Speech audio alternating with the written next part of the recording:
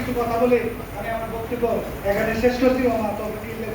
আসসালামু আলাইকুম ওয়া রাহমাতুল্লাহি ওয়া বারাকাতুহু। ধন্যবাদ ধন্যবাদ জনাব মোহাম্মদ জালালউদ্দিন, সভাপতি বুড়িচং উপজেলা কৃষি শ্রমিক ইউনিয়ন।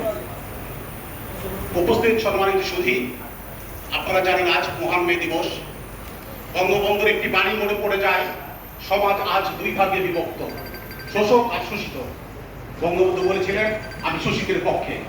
আপনাদের স্বতঃস্ফূর্ত অংশগ্রহণ এটাই মনে করিয়ে দেয় শ্রমিকরা আজ একত্রিত, এবং আপনাদের যে স্লোগান দুনিয়ার মজদুর এক হও, এই স্লোগানকে সামনে রেখে গণপ্রজাতন্ত্রী বাংলাদেশ সরকার একটি প্রতিপাদ্য নির্ধারণ করেছে। সেই প্রতিপাদ্য হলো শ্রমিক মালিক গর্ব দেশ, স্মার্ট হবে বাংলাদেশ। আমরা এই বিষয়টা জানি তো।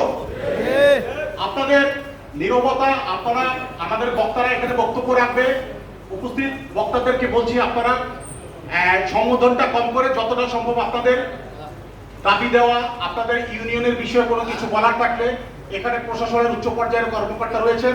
আমাদের সম্মানিত অতিরিক্ত জেলা প্রশাসক সার্বিক মহোদয়, মাননীয় পুলিশ সুপারের পক্ষে অতিরিক্ত পুলিশ সুপার মহোদয় থেকে শুরু করে সরকারের উচ্চ পর্যায়ের কর্মকর্তা রয়েছে। আপনারা সেই দাবিগুলি পেশ করবেন।